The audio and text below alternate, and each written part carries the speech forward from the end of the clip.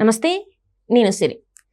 ఇటీవల జరిగిన 2 రాష్ట్రాల అసెంబ్లీ ఎన్నికల తర్వాత అక్కడ బీజేపీ గ్రాఫ్ పడిపోయిందని చెప్పేసి మరి సర్వేలు అయితే చెప్తున్నాయి. దీంతో మరి ఢిల్లీలో చంద్రబాబు నాయుడు గారి పవర్ పెరిగినట్టేనా? సో ఈ అంశాన్ని మనకి వివరించడానికి మనతో పాటు ఉన్నారు ప్రముఖ senior journalist, political analyst CS Rao garu. నమస్కారం సార్. నమస్తే సార్, ఇప్పుడు చూస్తుంటే బీజేపీ పవర్ తగ్గిపోతుందేమో అని చెప్పేసి అనిపిస్తుంది. ఎందుకంటే ఇటీవల జరిగిన 2 రాష్ట్రాల ఎన్నికల తర్వాత, అసెంబ్లీ ఎన్నికల తర్వాత బీజేపీ గ్రాఫ్ పడిపోయిందని సర్వేలు చెప్తున్నాయి. మరి దీంతో చంద్రబాబు నాయుడు గారి గ్రాఫ్ అంటే ఢిల్లీలో పెరిగిందని అనుకోవాలా, ఎలా అనుకోవాలి? జనరల్గా నరేంద్ర మోడీ గ్రాఫ్ పైన ఉందనుకోండి, చంద్రబాబు నాయుడు గారి గ్రాఫ్ యావరేజ్ ఉంటుంది. నరేంద్ర మోడీ గ్రాఫ్ పడిపోయింది అనుకోండి, చంద్రబాబు నాయుడు గారి గ్రాఫ్ కొంచెం అప్ అవుతుంది ఆటోమేటిక్గా. ఎందుకంటే ఎన్డీఏలో కీలక భాగస్వామిగా ఉన్నారు.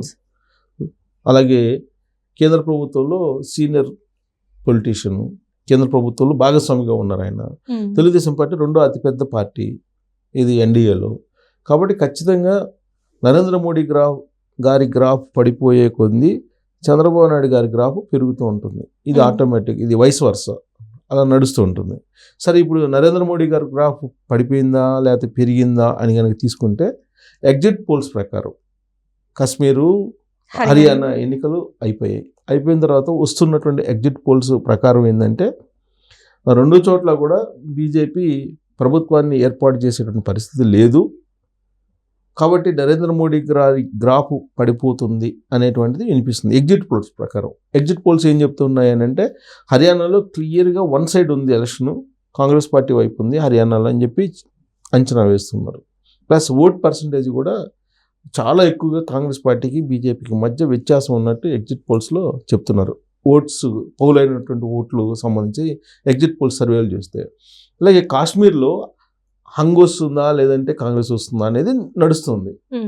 అంటే వన్ సైడ్ అయితే లేదు, బట్ గట్టి పోటీ ఇచ్చే అవకాశం ఉంది బీజేపీ అనేది ఎగ్జిట్ పోల్స్ చెప్తున్నాయి. కానీ బీజేపీ అయితే ప్రభుత్వాన్ని ఏర్పాటు చేసిన అవకాశం లేదు అనేది చెప్తుంది కాశ్మీర్లో కూడా ఎగ్జిట్ పోల్స్.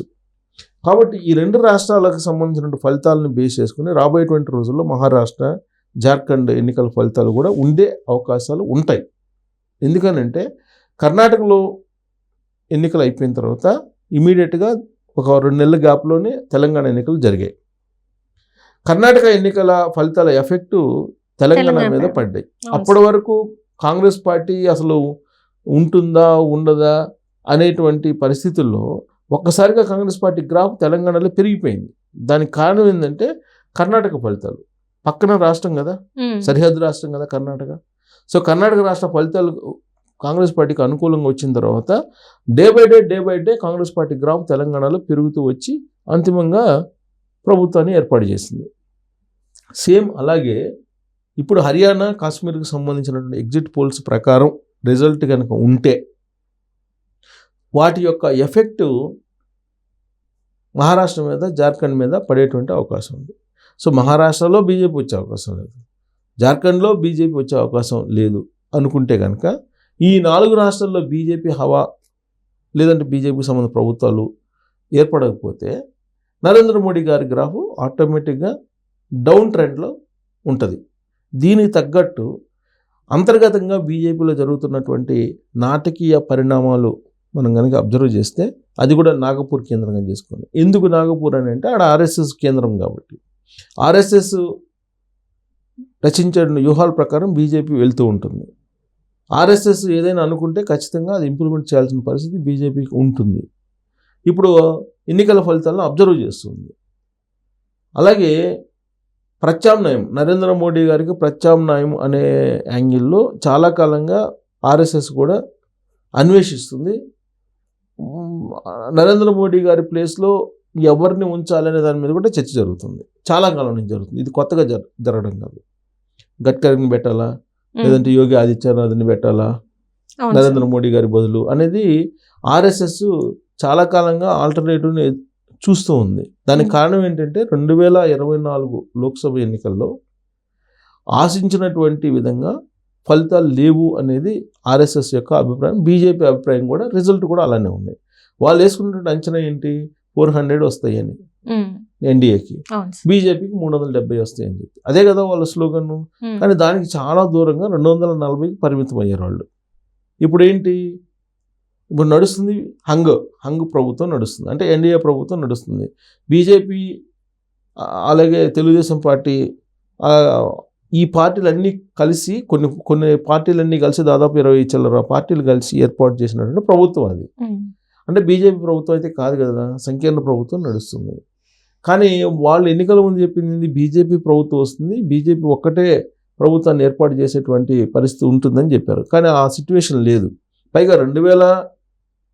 2019, 2014 ఎన్నికలతో పోల్చుకుంటే కనుక 2024 ఎన్నికల్లో బీజేపీకి తక్కువ స్థానాలు వచ్చినాయి.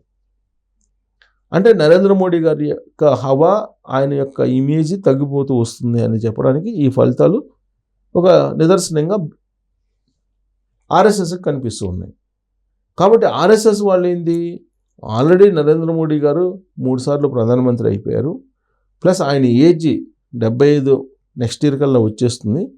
బీజేపీ మ్యాండేటరీ ప్రకారం, బీజేపీ రాజ్యాంగం ప్రకారం, వాళ్ళు అంతర్గతంగా రాసుకున్నటువంటి దాని ప్రకారం 75 సంవత్సరాలు నిండినటువంటి వాళ్ళు ప్రత్యక్ష రాజకీయాల్లో ఉండడానికి లేదు. ఆ నిబంధనని బేస్ చేసుకొని వెంకయ్య నాయుడు గారిని ప్రత్యక్ష రాజకీయాలకు దూరంగా పెట్టారు, మురళీ మనోహర్ జోషి గారిని దూరంగా పెట్టారు, అలాగే అద్వానీ గారిని కూడా దూరంగా పెట్టారు. అసలు బీజేపీ ఇవాళ అధికారంలో ఉంది అని అంటే అద్వానీ గారు ఆ రోజు రథయాత్ర చేసి బీజేపీకి దేశవ్యాప్తంగా కూడా ఒక పేరు తీసుకొచ్చారు.